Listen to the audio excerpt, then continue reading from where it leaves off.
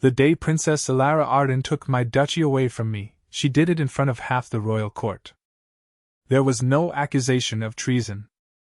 No charge of corruption. No claim that I had failed the northern border. She simply stood beneath the gilded canopy in the Hall of Banners, held a sealed royal writ in both hands, and told me that Renmarch needed a lord who understood unity. Then she gave my home to my father's bastard son. Cassian Vale stood 3 steps below her dais in a new black coat with silver embroidery at the cuffs. He had never commanded a winter patrol. He had never spent a night in a mountain watchtower while the wind froze the hinges shut.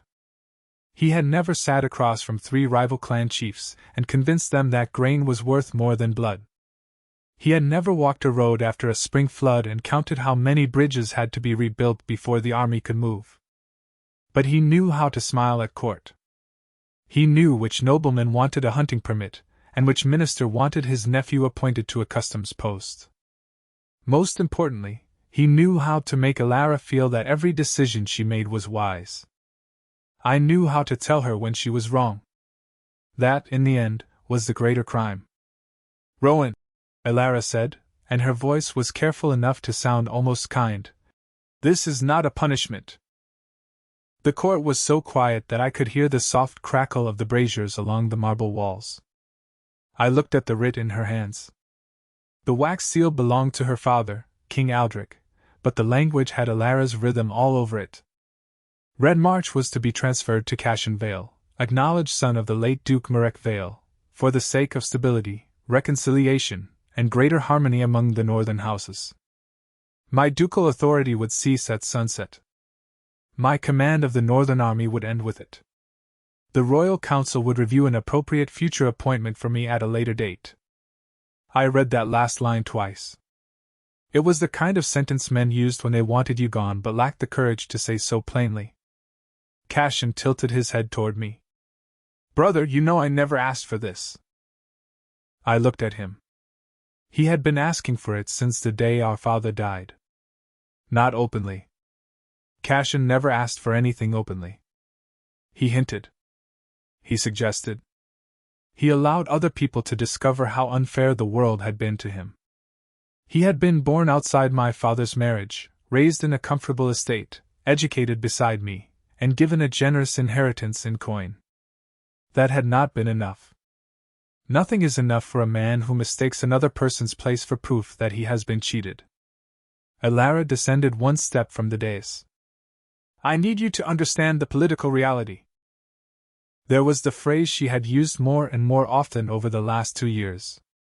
Political reality. It had justified delaying our wedding. It had justified appointing Cassian to the Royal Trade Commission. It had justified replacing 3 veteran quartermasters with sons of nobles whose votes she needed in council. It had justified sending my reports back unopened because, in her words, "the court cannot be governed by border anxieties." I folded my hands behind my back. "What reality is that?"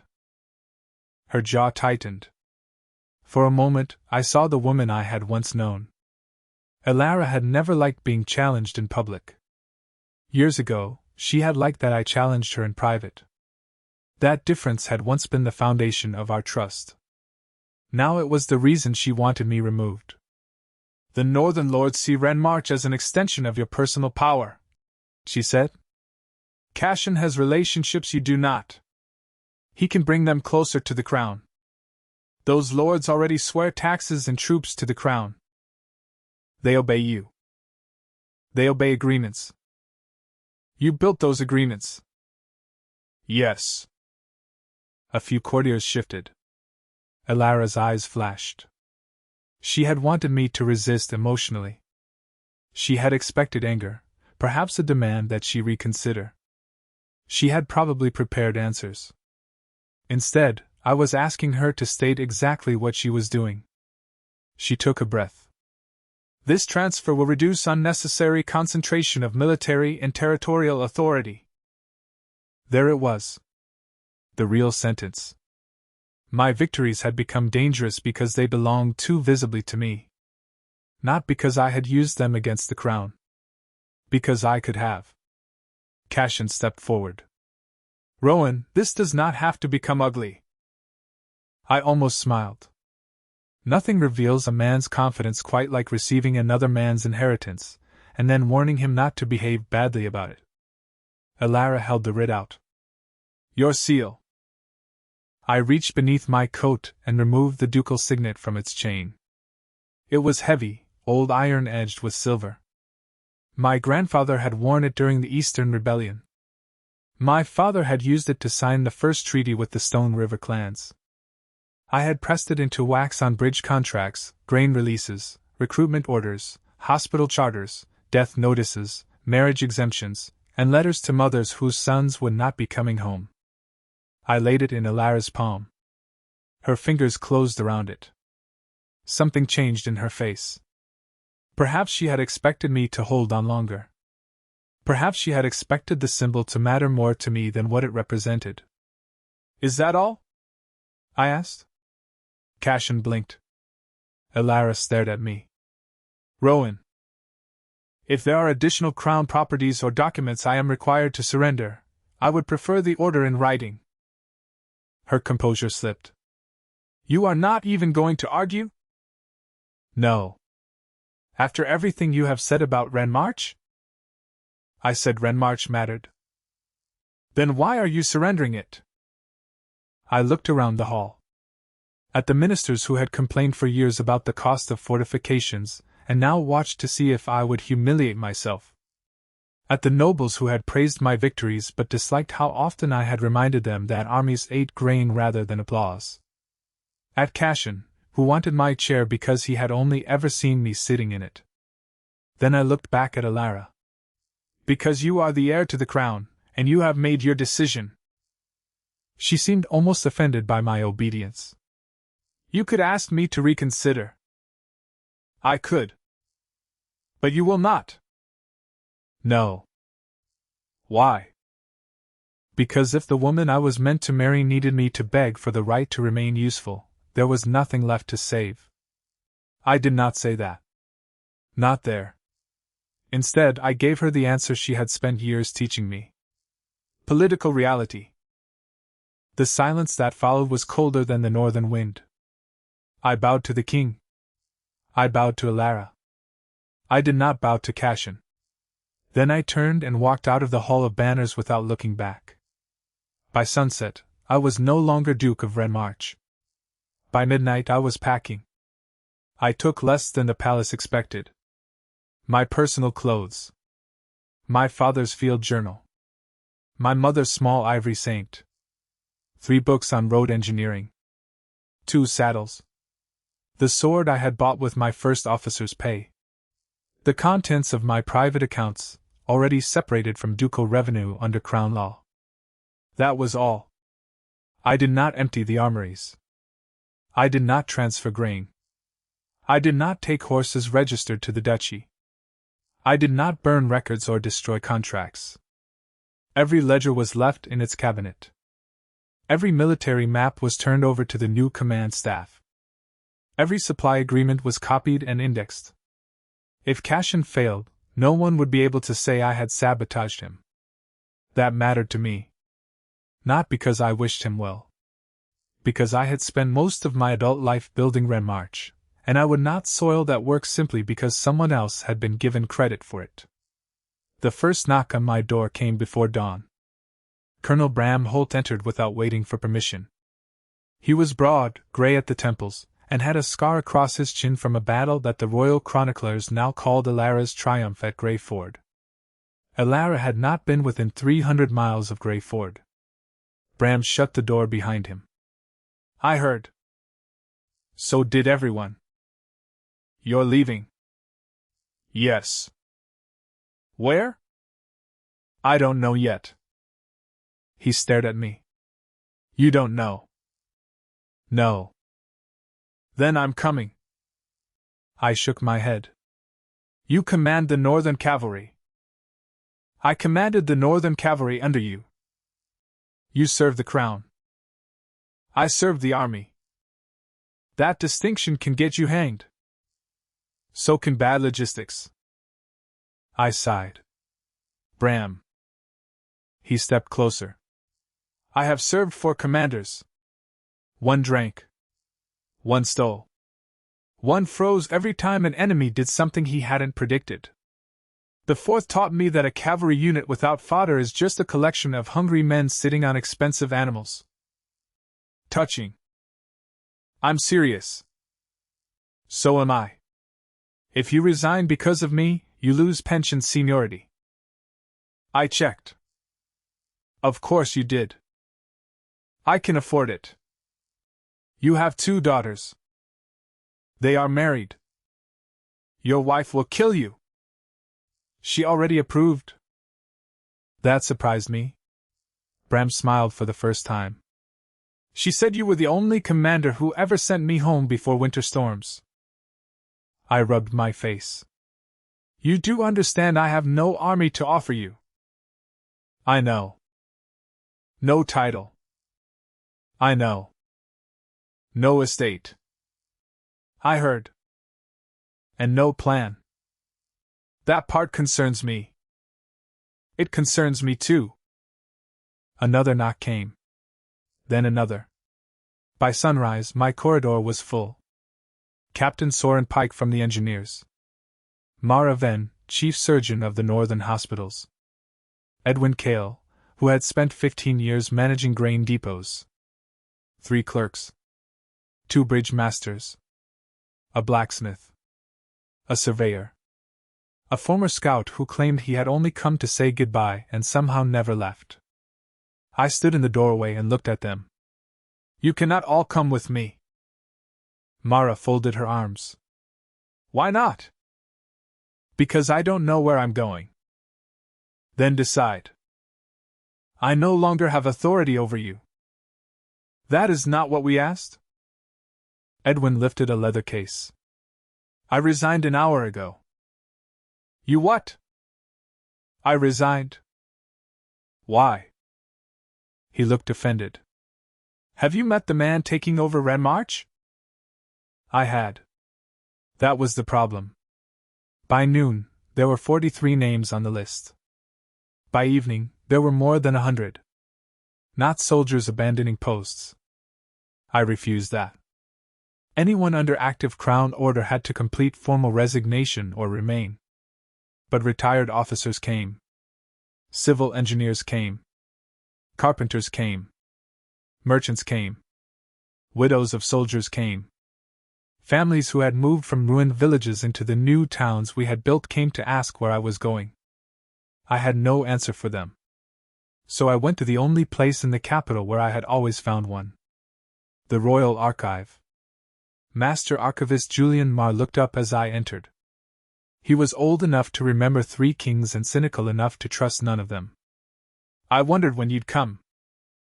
You heard. The archive hears everything eventually. Usually after the people involved begin lying. I sat across from him. I need maps. Of Redmarch? No. His eyebrows rose. Interesting. I need unclaimed or disputed territory outside direct Crown administration. Somewhere with access to water, defensible ground, and a trade route that could be restored. Julian leaned back. How many people? Possibly several hundred. Soldiers? Some. Families? Yes. Are you founding a rebellion? No. Pity. Rebellions create excellent records. Julian. He grunted and stood. There is one place. He led me through 3 locked rooms to a cabinet marked with old border surveys. From it he removed a faded map. Southwest of Renmarch, beyond the official boundary stones, lay a valley between 2 ridges and a river that bent like a hook. The map called it Ashvale. Former Crown claim? I asked. Abandoned after the Plague Wars. Current ruler? No recognized ruler. Population? Scattered villages. Traders. Refugees. A few clan settlements. Why hasn't anyone taken it?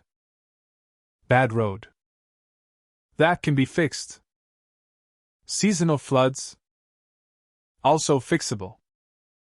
3 competing claims from neighboring barons. Documented? Poorly. Julian looked at me over the map. And because everyone believes the soil is thin. I traced the river.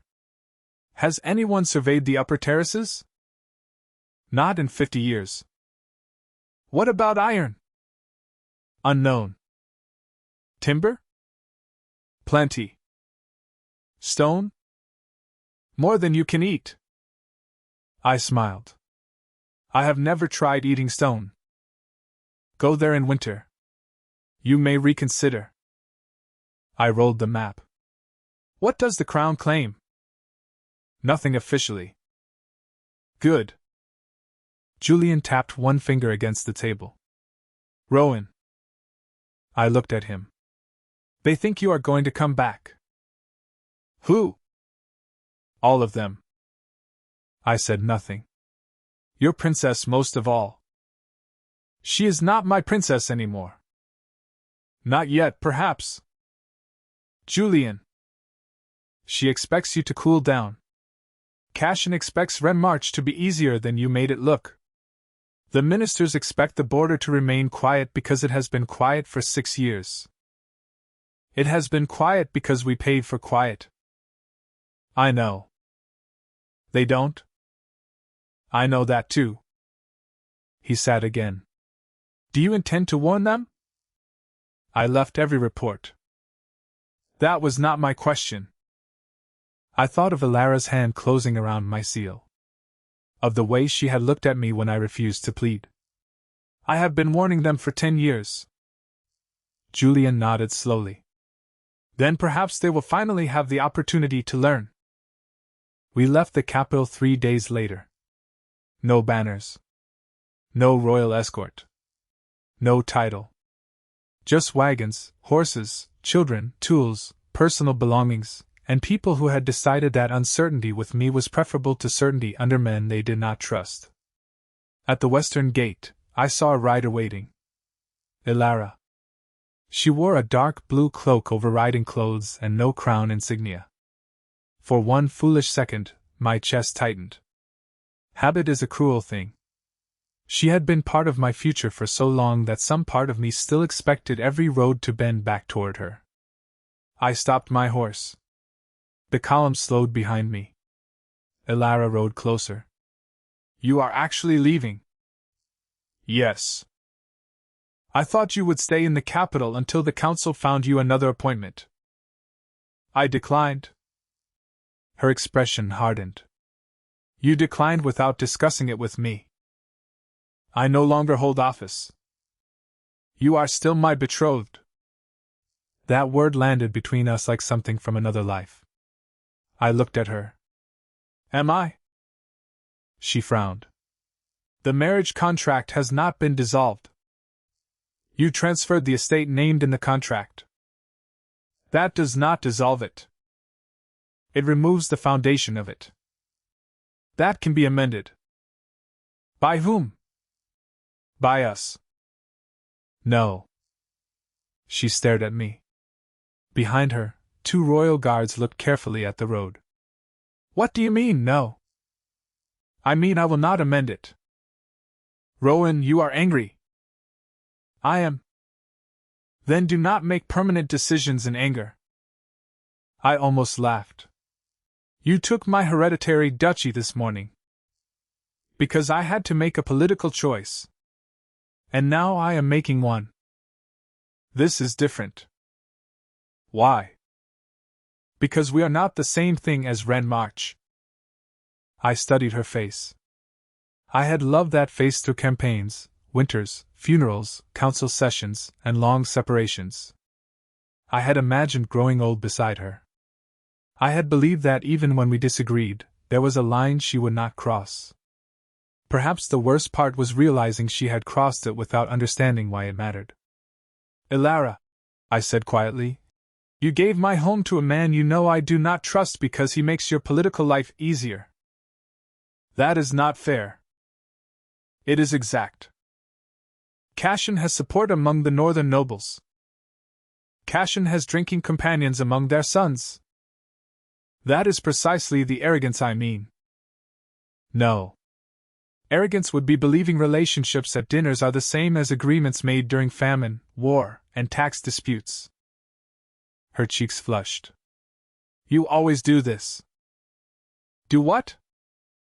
Speak as if everyone else is a child. I speak as if consequences are real. And you think I do not understand consequences? I looked at the column behind me. At Bram. At Mara. At Edwin. At families who had sold houses and loaded carts because they trusted me more than the crown. Then I looked back at her. I think you are about to. She drew a breath. You expect Cashin to fail. I expect him to discover that a duchy is not a chair. Will you help him? No. Her eyes widened. Rowan. He has my records. He will need your experience.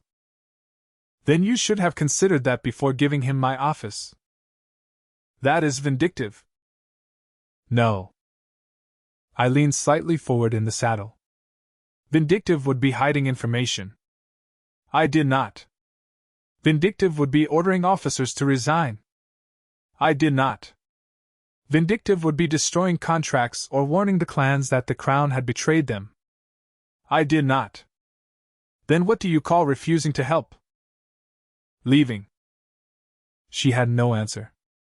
I removed the betrothal ring from my hand. It was gold set with a dark blue stone, engraved with the Arden lion. I held it out. Alara did not take it. No. Take it. No. We are finished. You do not get to decide that alone. Neither did you. Her face changed. For the first time since I had met her at 15, Alara looked afraid. Not frightened of me. Frightened of a future she had assumed would remain available. Rowan. I placed the ring on the stone marker beside the road. Then I turned my horse west. She called my name once. I did not stop. Ashvale was worse than the map suggested. The road vanished entirely after the first ridge. 2 bridges had collapsed. The central village had lost half its roofs to a storm the previous year. The lower fields flooded every spring. The nearest mill worked only when the river behaved. There were no walls. No proper granary. No physician. No court. No tax office. No army. Bram looked around when we arrived and whistled. Well? You said you wanted a plan? This is not what I had in mind. Mara climbed down from a wagon. I like it. Bram stared at her. There is mud inside the chapel. Easy to clean. The roof is missing. Good ventilation. I laughed for the first time in days. We began with water. Not walls. Not a manor. Not a keep. Water.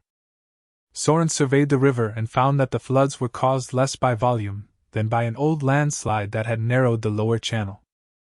We hired local men. We paid in coin and grain. We cut a spillway. We rebuilt the mill race. We dug drainage ditches along the lower fields. Then we built a bridge. Then another. Then a grain shed.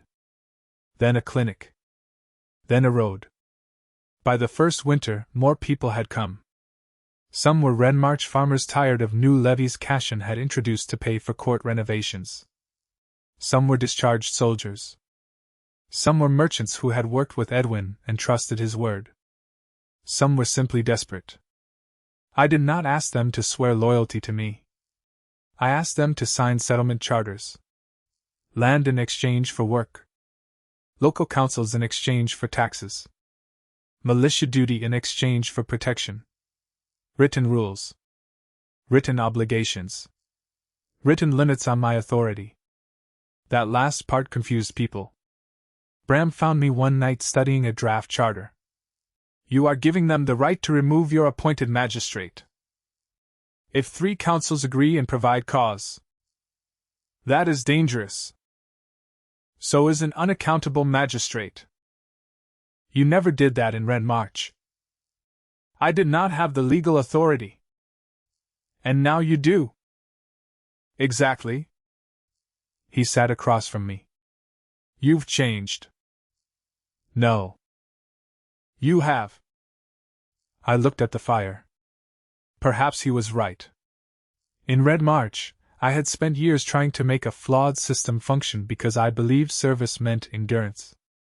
In Ashvale, I had no inherited system to protect. Only people. That made decisions simpler. The first report from Red March reached us before spring. Cashin had replaced Edwin with a cousin of Lord Pharaoh.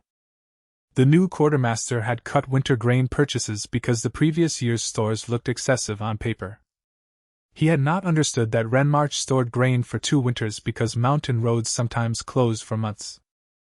A late storm trapped 3 garrisons. No one starved.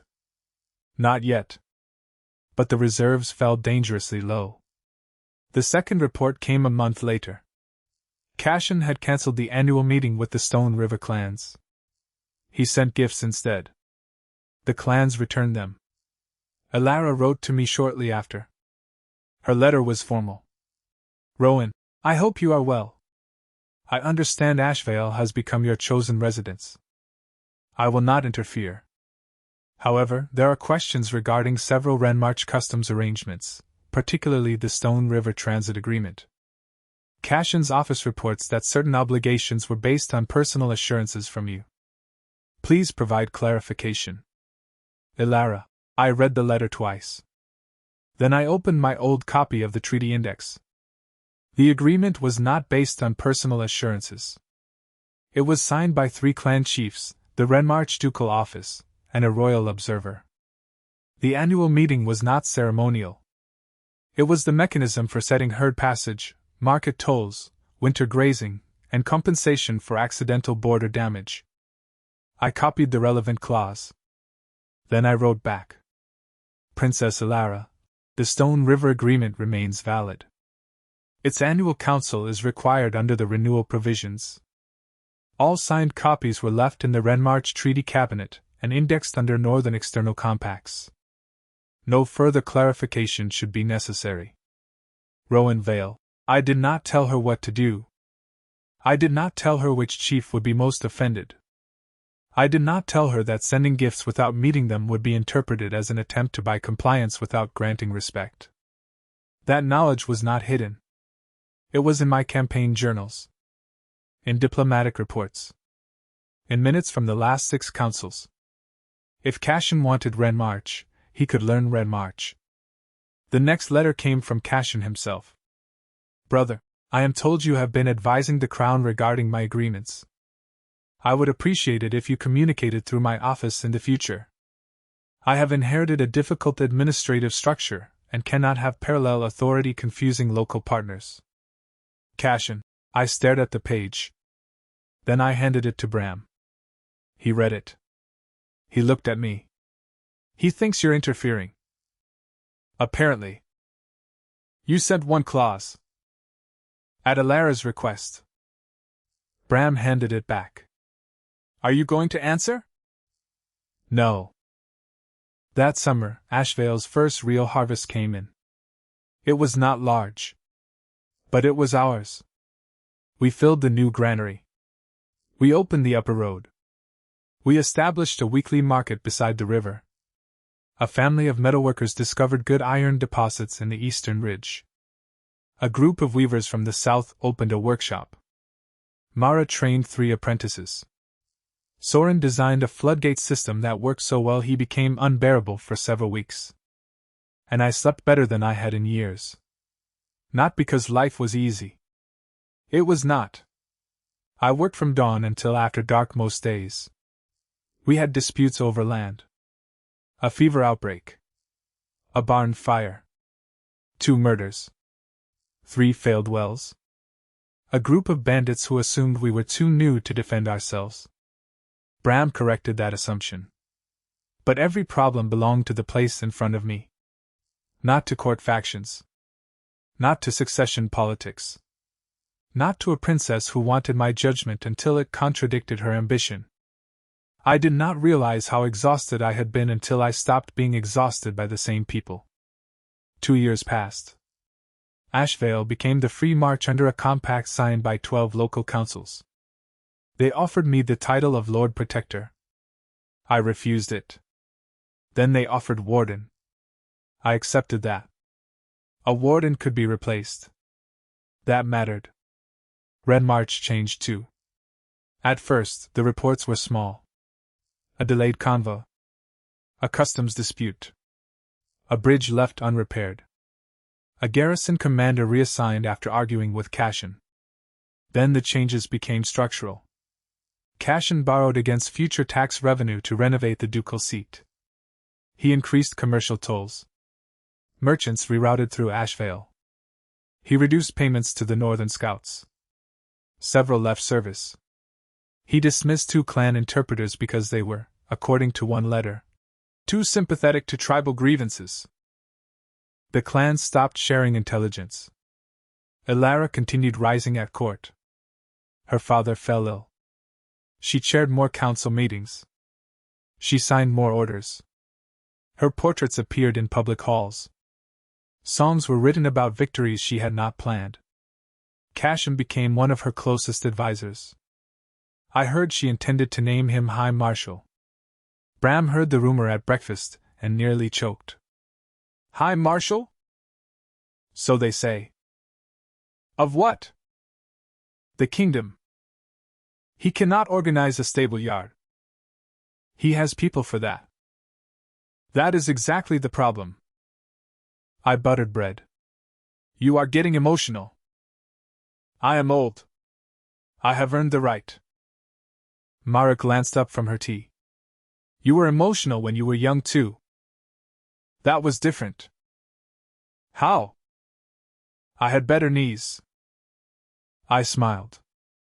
Life moved. That was the strangest part. The great wound I had imagined would define me became something I remembered only when letters arrived from the east. Elara wrote less often. Then not at all. I thought that meant she had accepted my departure. I was wrong. The first true warning came from a merchant caravan. They arrived in Ashvale 2 weeks before winter with 3 wagons instead of 12. Their leader, Tomas Ray, had traded through Red March for 20 years. He found me in the market hall. The Black Banner tribes crossed the upper pass. I stopped writing. How many? Enough to empty 2 villages. Which pass? North Fong. That is Stone River territory. Not anymore. I looked up. What happened? Tomas rubbed his beard. Cashin's men arrested one of the chief's sons over a toll dispute. Which chief? Varric. I closed my eyes.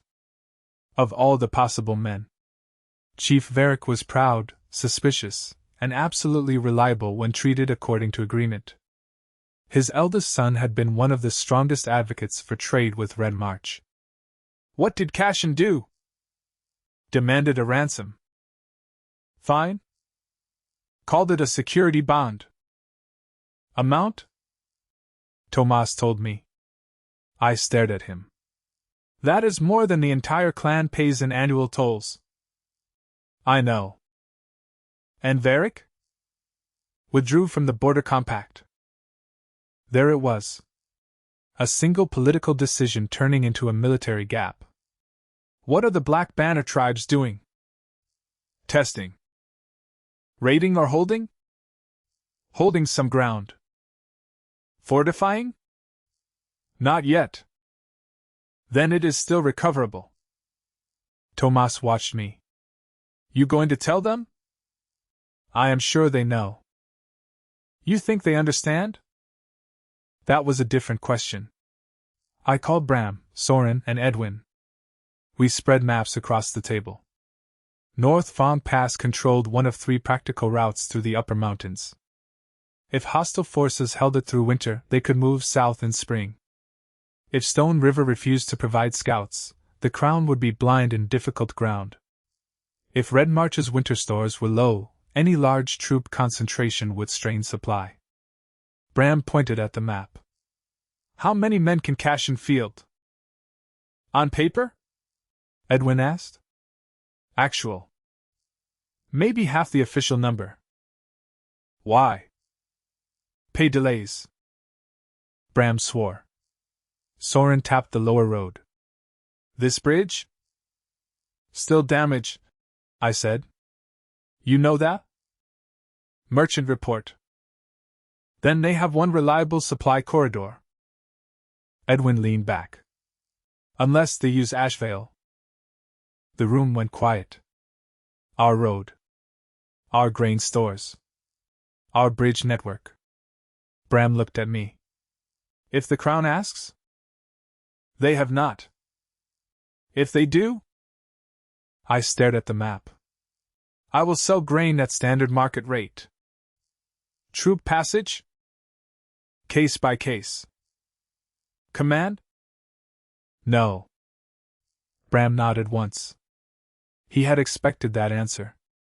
Alara's letter arrived 3 days later. Rowan, the situation in the north is more serious than initial reports suggested. The Council has authorized emergency measures. Red March may require temporary access to Ashvale roads and supply markets. I ask that you facilitate cooperation in the interest of the realm. Alara, in the interest of the realm. I sat with that phrase for a long time. Then I drafted a response. Princess Alara, Ashvale will permit civilian refugees immediate passage. Crown forces may purchase food, fodder, medical supplies, and repair services at the same emergency rates available to local settlements. Military transit through the central road may be arranged with advance notice, provided Ashvale's defense needs are not compromised. I will not assume command of Red March forces. Rowan Vale, her answer came quickly. I did not ask you to assume command. I looked at that sentence. Then at the second page. However, several members of Council believe your experience would be useful in coordinating the northern response. I folded the letter. Bram watched me. She asked? Without asking. That counts at court. It does not count here. Winter came hard. The Black Banner tribes did not retreat. They took North Fong. Then 2 outposts. Cashin ordered a counterattack in deep snow. The army lost men, horses, and equipment without retaking either position. He blamed weather. Then poor intelligence. Then local officers. One of those officers was Captain Jaron Soul, a man I had promoted after Grey Ford. Jaron wrote to me privately. Warden, I resigned. I will not sign another report claiming the men failed when the plan was impossible. If there is work in Ashvale, I would be grateful for it. Jaron, I sent him an offer to train militia captains. He arrived with 12 others. By spring, Red March had lost the upper valley. Refugees began arriving daily. We opened temporary camps. Mara organized clinics. Edwin released reserve grain under the emergency charter. I rode through the camps and heard the same question again and again. Will you take Red March back? I always gave the same answer. No. Some looked disappointed. Some relieved. A few angry. One old farmer grabbed my sleeve. It was yours. It was never mine in the way you mean. You protected it. So should the man who has it now. He can't. That was the tragedy. Cashin had wanted a title. Alara had wanted a manageable ally. Neither had understood that Red March was a machine made of thousands of small acts of competence. No single one looked heroic. A bridge inspection. A grain estimate. A clan meeting. A pay schedule. A road crew sent before snow. A captain trusted enough to report bad news. A magistrate punished for taking bribes even when his uncle sat in Parliament. A merchant paid on time. A soldier rotated home before resentment became desertion. That was how borders survived. Not because a duke stood on a wall looking impressive. By midsummer, King Aldrich died. Alara became queen. I sent a formal message of condolence and recognition. She sent no personal reply. Her coronation was lavish, according to travelers. Cashin stood beside her wearing the sash of High Marshal. Bram read that report and poured himself a drink before noon. I am beginning to think they are doing this specifically to upset me. They do not think about you at all. That is worse. The war widened. The Black Banner tribes were not a kingdom. They were a coalition. Under pressure from drought in the north, several groups had united behind a war chief named Daros Kane. He was not a fool. Once he realized Red March's defenses were politically divided and poorly supplied, he stopped raiding and began taking territory. He offered terms to villages. Food in exchange for surrender. Protection in exchange for tribute. That was how conquest became administration. I sent reports to Ashvale's council. We fortified our northern crossings. We trained more militia. We stockpiled grain. We negotiated with Stone River. Chief Varric came himself. He was older, broader, and angrier than I remembered. We met at a long wooden table in the river hall. He looked around. This place was mud. Mostly. You made roads? People like roads. Cashin does not. I think he likes roads. He likes roads that lead to his house. I almost smiled. Varric's expression remained hard. He arrested my son. I heard. He called him a smuggler. Was he? No. Then that was stupid. Varric grunted. You always said that word too easily. What word? Stupid. I prefer accurate terms. He leaned forward. Do you want Red March? No. Why? Because it is not mine. It was. Not anymore. Your queen gave it away. She is not my queen. That made him pause. Ashvale recognizes Arden's crown. As a neighboring state. You truly left. Yes. Varric sat back. Then I will make agreement with Ashvale. We negotiated for 2 days. Not friendship. Not loyalty. Terms. Markets. Passage. Shared warnings. Compensation for damaged herds. Extradition for murder. Neutral ground for disputes.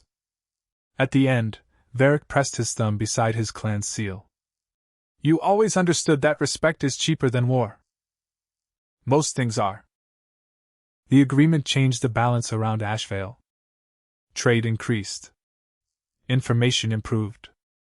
Daros Kane's scouts stopped testing our northern road because they could no longer move unseen.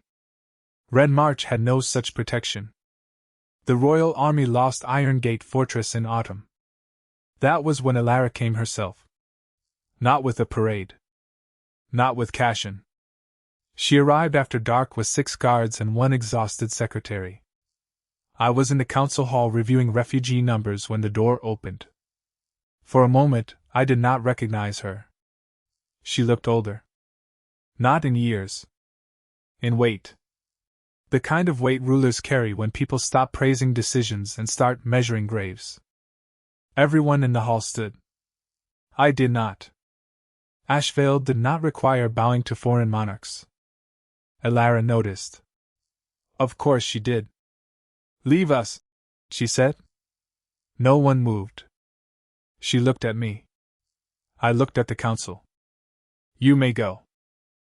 They left slowly. Bram was last.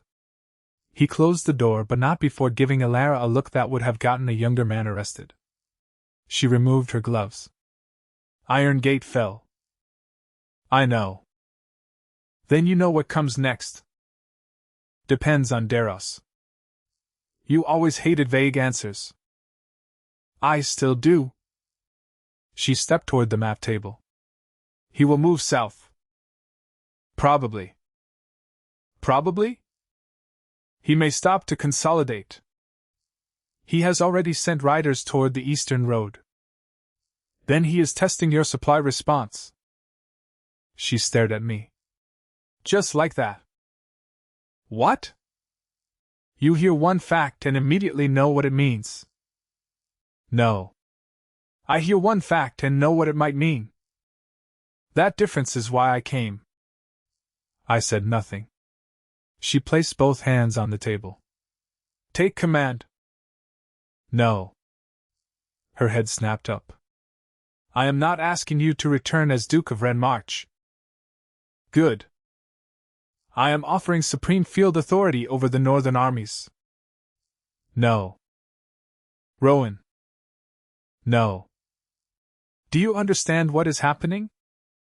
Better than most of your council. Then how can you refuse? Because your army is not a sword someone can hand me when the blade chips. Her eyes hardened. We can restore officers. Dead ones? We can recall veterans. Some. Rebuild supply. Over months. Then tell me what to do. There it was. The sentence I had once waited years to hear. Not because I wanted power. Because I had wanted her to value truth before disaster forced it on her. Now it came too late to feel satisfying. I pointed at the map. Withdraw from the upper eastern forts. Her expression changed. That gives up territory. Yes. We cannot. Then you will lose the men and the territory. Those forts guard the road. No. They used to guard the road when North Fong and Iron Gate were held. Now they are exposed. She stared at the map. Continue. Concentrate at Rivercross. Move grain first. Evacuate civilians from the low valley. Reopen talks with Stone River. Remove Cashin from operational command. Her face tightened. That will fracture the court. The war has already fractured the border. He still has support. Then let his supporters command battalions. Do not be childish. I am being exact. She stepped away. You hate him. Yes. Then how do I know this is not personal? Because I left 2 years ago and never tried to take Ren March back. 3. I looked at her. What? 3 years. I had not realized. That hurt her more than I expected. You do not even count. No. Her eyes glistened, but she did not look away. I counted. I had no answer. She took a slow breath. If I remove Cashin, will you come back? No. Why? Because the problem is not Cashin. Then what is it? You. The word landed hard. Alara went still. You made a man High Marshal because he made you feel politically safe. He had support. You ignored military reports because they threatened a coalition. I inherited a divided court. You punished officers for bad news. I did not. Jaren's soul. Her jaw moved. He publicly contradicted command. He refused to falsify casualty responsibility. She looked away. You know all of this. I read. I need you. No. You need competence. Then give me yours. I did. For years. That is not fair. No. It is the exact consequence of your decision. Her voice rose. People will die. They already have. And you can prevent more. I am preventing more. Here. Ashvale. Yes. A valley you built because you were angry at me. I stood. No. For the first time that night, anger entered my voice. I built Ashvale because hundreds of people followed me into a place with no roads, no granary, and no protection. She flinched. I built it because families needed houses before winter. Because merchants needed contracts they could trust. Because farmers needed drainage. Because soldiers who resigned needed work that was not killing. Rowan. I did not build this to punish you. I stepped closer. That is what you still do not understand. She looked at me as if I had struck her. I thought you would come back. I know. I thought you needed time. I know. I thought Cashin would prove himself, and then we could repair things. I know. How can you keep saying that? Because I understood what you thought. Then why did you not tell me I was wrong? I laughed once. Not kindly. How many times did you want me to tell you? She had no answer.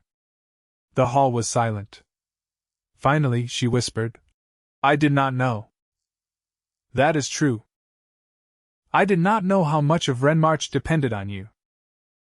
That is also true. I did not know the northern agreements were so fragile. They were not fragile. She frowned. They broke. Because agreements are relationships with rules. You removed the people who maintained both. She sat down. For the first time in my life, I saw Queen Elara Arden look small. Not weak. Small. A person inside an office larger than she had understood. I read the old War Council records, she said. I said nothing.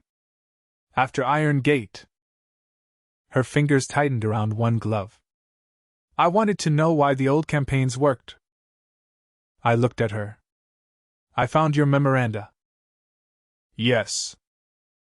Grey Ford. Yes. The Western Supply Corridor. Yes. The 3-day withdrawal at Karen. Yes. You planned all of it. Not alone.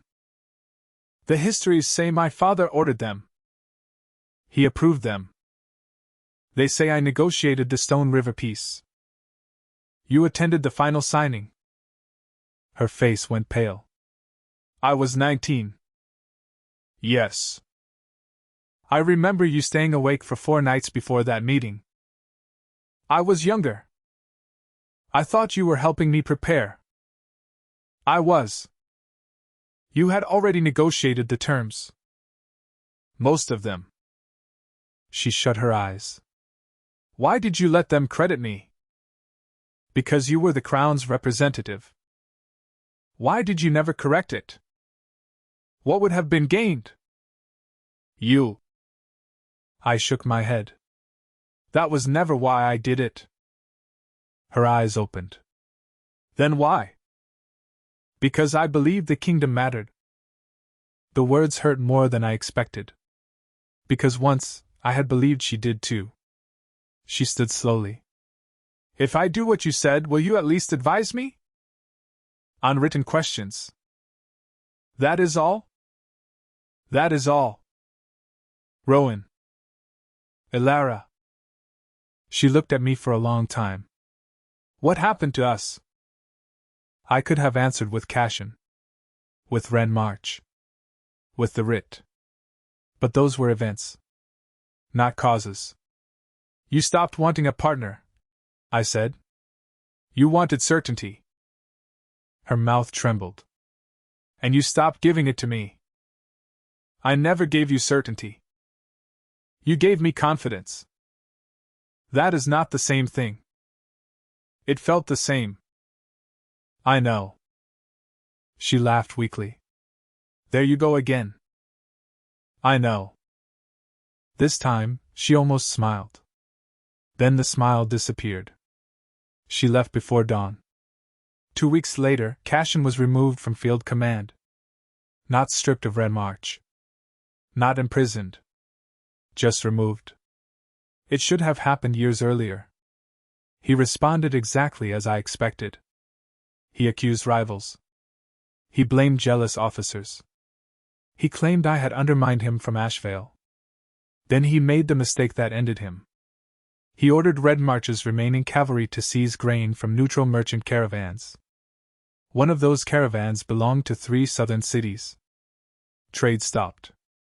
Credit collapsed. Suppliers demanded payment in advance. The army's food problem became a financial crisis.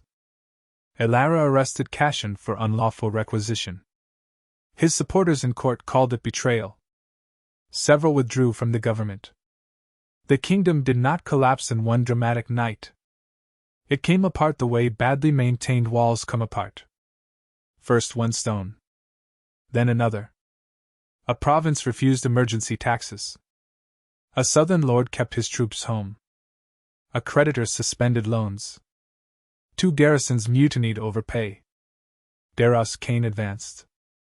Elara followed some of my advice. She withdrew from the exposed forts. She moved grain. She opened negotiations with Stone River. But there are points beyond which even good decisions can only reduce damage. Rivercross held for 6 weeks. Then the eastern bridge burned. The royal army retreated toward the capital. Refugees flooded every road. Ashvale took as many as we could. We expanded camps. We rationed. We built temporary shelters. I sent militia to escort civilians through the western passes. Bram commanded the escorts. Mara worked until she collapsed twice. Edwin somehow found grain where no grain should have existed. The council authorized emergency debt. We would be paying it for years. That was the cost of not turning people away. One evening, a messenger brought a sealed royal packet. Inside was a letter from Elara. No formal address. No title. Just my name.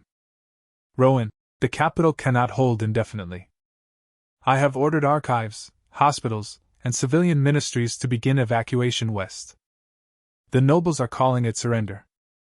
Perhaps it is. I no longer know where the line lies between preserving a kingdom and preserving the people who live inside it. I know now that you always did. I am not asking you to return. I am asking whether Ashvale can receive civilians. Not soldiers. Not court. Families. Children. The old. Anyone we can move. If the answer is no, I will understand. Elara, I read it twice. Then I took it to the council. We argued until midnight. Ashvale was already strained. More refugees meant more grain. More disease risk. More housing pressure. More debt. But we had room in the lower valley. Soren believed temporary bridges could open a second crossing. Edwin believed we could buy grain from the coast if we guaranteed future iron shipments.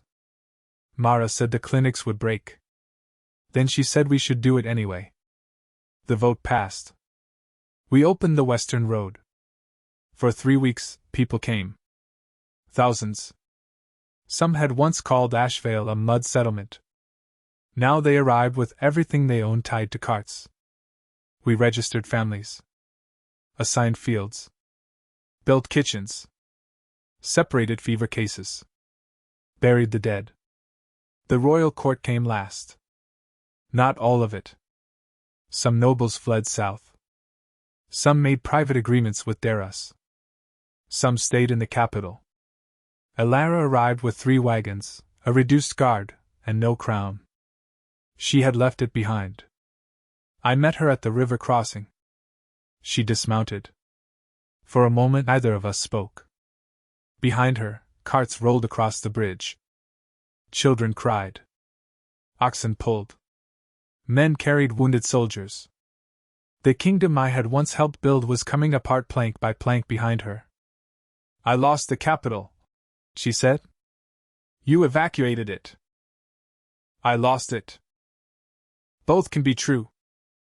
She looked past me toward Ashvale. There are walls now.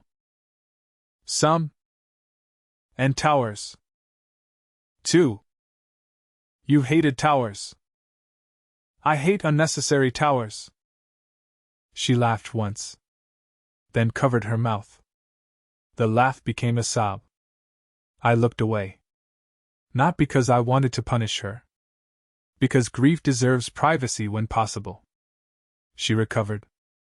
Where do I go? It was not a royal question. Just a tired woman asking where she was expected to sleep. We prepared rooms in the old guest house. Not your hall. No. Of course. She nodded. I started to turn. Rowan. I stopped. I found the original Red March accounts. I faced her. All of them. She swallowed. The roads. The grain contracts. The officer rotations. The payments to Stone River. The winter reserves. Yes. You built the Northern System before I ever joined the War Council. With others. You always say that. Because it is true. And every report goes through your office. Most. Every major campaign plan has your notes. Many. Every treaty has your revisions. That was my work. She stared at me. My father gave me medals. I remember. For your victories. Not mine alone. But not his. No. Not Cashin's. No. Mine least of all. I did not answer. Her voice broke. I sent you away. Yes. I gave your land to him. Yes. I thought I was reducing your power. Yes. I was reducing mine. That was the first time she truly understood. Not that I had been secretly more important than everyone else. That would have been childish. No kingdom is built by one man. But systems have load-bearing parts. Remove enough of them at once, and collapse stops being surprising. I had been one. Bram had been one. Edwin. Soren. Jaren. The interpreters. The honest quartermasters. The officers willing to say no. The merchants who trusted payment. Alara had not driven out one indispensable man. She had dismantled an ecosystem because she mistook obedience for stability. You are not the only one, I said. Her eyes filled. I know. That mattered. More than an apology centered on me. I know that now. She looked toward the refugee road. I thought ruling meant making sure no one person could become too necessary. That is not entirely wrong. Then where did I fail? You replaced necessary people with loyal people and assumed loyalty could perform their jobs. She closed her eyes. That sounds so obvious. Most disasters do afterward. She smiled bitterly. What happens now? Ashvale absorbs who it can. And the kingdom? I looked east. Smoke darkened the distant horizon. The old kingdom may be finished. She flinched. You can say that calmly. I have had longer to accept that institutions are not immortal. What about me? That question surprised me. What about you? I am still queen. To whom? Her face tightened. I had not meant it cruelly. But truth can wound without cruelty. She looked back at the road. Some provinces still recognize me. Then govern what still recognizes you. From Ashvale? No. She turned. No? You may stay temporarily as a refugee government under guest terms. Her expression changed. You would put conditions on me. Yes. I am Queen of Arden. In Arden. This was Arden. Not anymore. Her chin lifted. There was the old Alara. I could claim it. With what army? She almost smiled. Still impossible. Still exact. She looked down. What are the conditions? No recruitment without council approval. No taxation. No seizure. No arrest of Ashvale residents by royal authority. Your guards obey local public order rules. Your court pays for provisions when able. And if I refuse? You continue west. She studied me. Years ago, she would have called it insolence. Now she simply nodded. I accept. That was how the Queen of Arden became a guest in the Free March. Cashin arrived 3 days later under guard. I had not expected that. Alara had ordered him transferred west before the capital evacuation. When I saw him in the holding yard, he looked thinner. Less polished. Still handsome. Still angry. Brother. I said nothing. He laughed. Nothing? What do you want me to say? You won. No. Look around. I did. At the stone yard. The militia post. The refugees. The exhausted clerks. Does this look like winning? You have land. Men. Trade. She came to you. Thousands of people lost homes. Because she chose wrong. Yes. She chose me. Yes. And you were waiting for me to fail. No. He stepped closer to the bars. Liar. I was busy. Building this. Yes. To prove you didn't need Ren March. No. His face twisted. Everything you do is a message. That is how you live, Cashin. Not me. You think you're better. I think I was better at governing Ren March. Of course you do. I have evidence. He laughed sharply. Still the same. Yes. Do you know what it was like? What? Growing up beside you. I leaned against the wall. No. Tell me. That surprised him. He looked away. Every tutor compared us.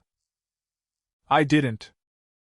Every officer knew who would inherit. That was the law. Every servant called you my lord before father was even dead. I hated that. You loved it. No. You had everything. My mother died when I was 12. So did mine. I paused. That I had not known. Cashin's mouth tightened. Exactly. Silence settled between us. He continued. You got grief and inheritance. I got grief and a stipend. You got an estate. Not a name. You had our father's name. Not his place. No. Never enough. There was honesty in that. Not excuse. Honesty. You wanted Ren March because you thought it would prove you were equal. I wanted one thing that wasn't yours first. I nodded. And when you got it? His eyes hardened. Everyone expected me to be you. No. Yes. That was the first mistake. What? Trying to be me. He stared. You think that helps? No. Then why say it? Because Ren March did not need another me. It needed someone who respected what already worked long enough to understand it. His jaw clenched. I was not going to live in your shadow. So you turned off the lamps. He flinched. I regretted the cruelty as soon as I said it. But not enough to take it back. Cashin sat on the bench. What happens to me? Ask Alara. She wants a trial. Then you will have one. You could stop it. No. You could tell her the requisitions were wartime necessity. Were they? He looked away. No. Then I will not lie. His hands closed. She used me. You used each other. She wanted my supporters. You wanted my duchy. And you wanted her. Once. The words stayed in my head. He saw the answer in my face. Not anymore. No. He laughed softly. Then I really did take nothing from you. I looked at him. He finally understood. Red March had mattered. Alara had mattered. The title had mattered. But by the time he grasped them, I had already learned to live without all three. He had stolen a version of my life that no longer existed. His trial took months. Not because justice was weak. Because justice was slow when done properly. Records were gathered. Witnesses called. Orders compared. Alara testified. So did merchants. Officers. Clerks. Cashin was convicted of unlawful seizure, falsification of supply reports, and misuse of military authority. He was not sentenced to death. I argued against it when the council asked my view. Not for mercy. For proportion. He lost title, property obtained through the Red March grant, and military standing. He was sentenced to labor under supervision in the Western Reconstruction Corps. Bram thought that was funny. Give him a shovel. That is the idea. He might finally learn roads. Perhaps. Red March itself fractured. Some northern towns joined Stone River's compact. Some swore temporary allegiance to Daras. Some declared local councils. Some asked Ashvale for protection. We did not annex all of them. That surprised people. Power attracts invitations during chaos. But taking territory creates obligations. We accepted 3 border districts after local votes and negotiated terms with 2 others. The rest remained independent or contested. Daras Kane eventually approached us for talks. He had won more land than he could govern. That is another truth conquerors learn late. We met at a neutral fort. He was shorter than I expected. Broad shoulders. Gray eyes. No dramatic scars. Just a tired man who had spent years persuading warriors to become administrators. You were the old Duke, he said. Yes. They say you built Arden's North. People say many things. They say if the Queen had kept you, I would never have crossed Iron Gate. Maybe. He laughed. At least you are not vain. I am vain about roads. So I have heard. We negotiated borders. Trade. Prisoner exchange. Water rights. No songs were written about it.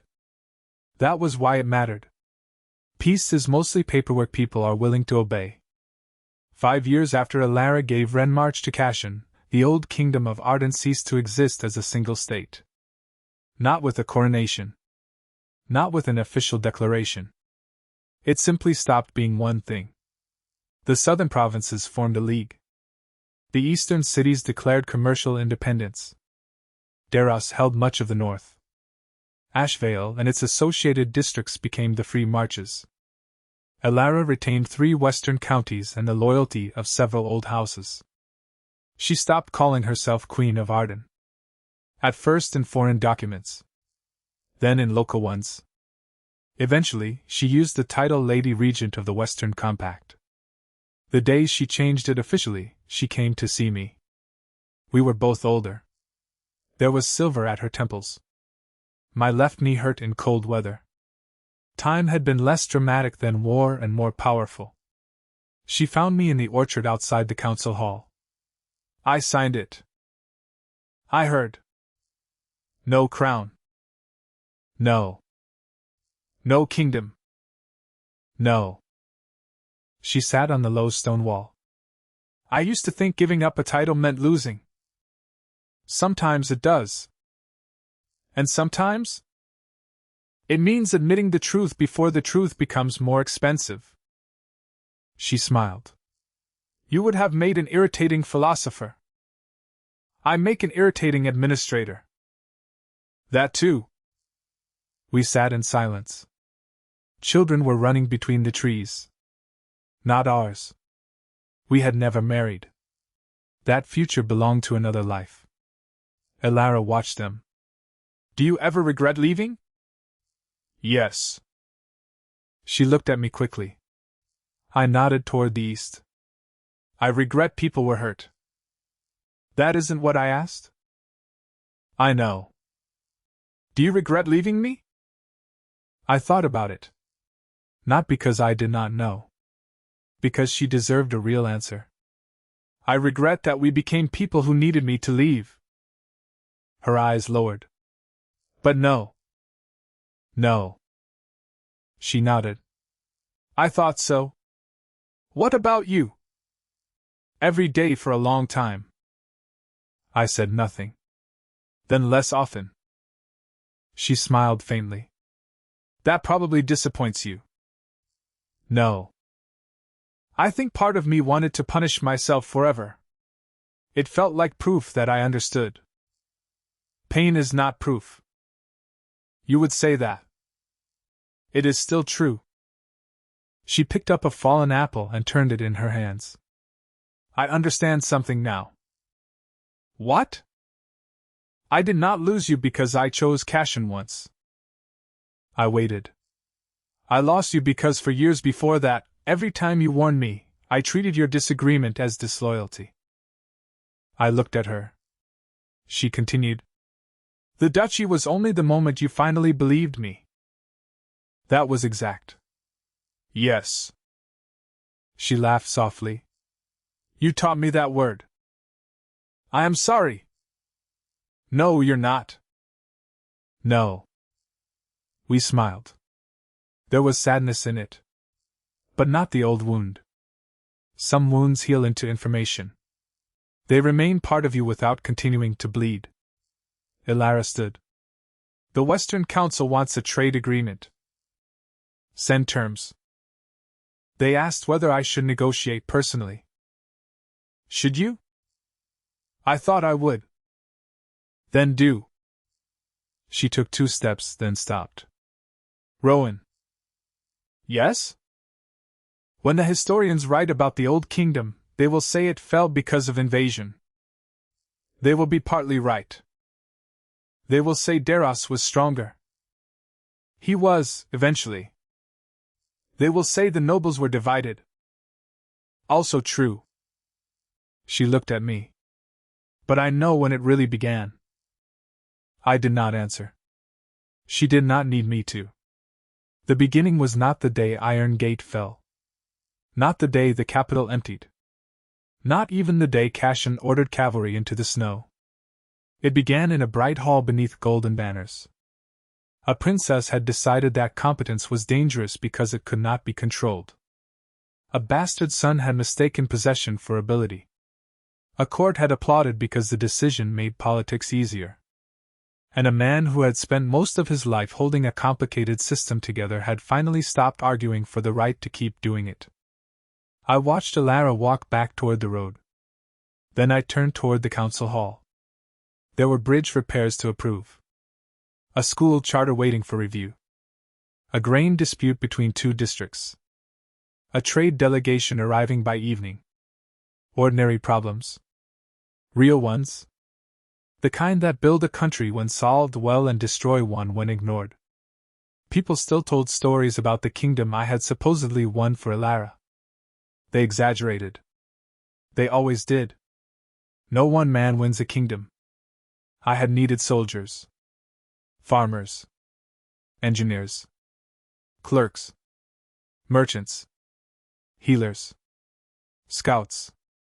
Diplomats. Men willing to fight. Women willing to keep towns alive while they did. The tragedy was never that Alara had driven away one irreplaceable hero. The tragedy was that she had looked at a living structure made of thousands of capable people and decided loyalty mattered more than competence. When I left, many of those people left too. Not because I ordered them. Because they had already learned what the court had not. A kingdom is not land. It is not a crown. It is not a bloodline. It is a network of promises people still believe will be kept. Once enough of those promises break, the borders on a map become memory. Ashvale survived because we understood that early. The old kingdom did not. And by the time Alara finally understood what she had sent away, there was nothing left for me to return to.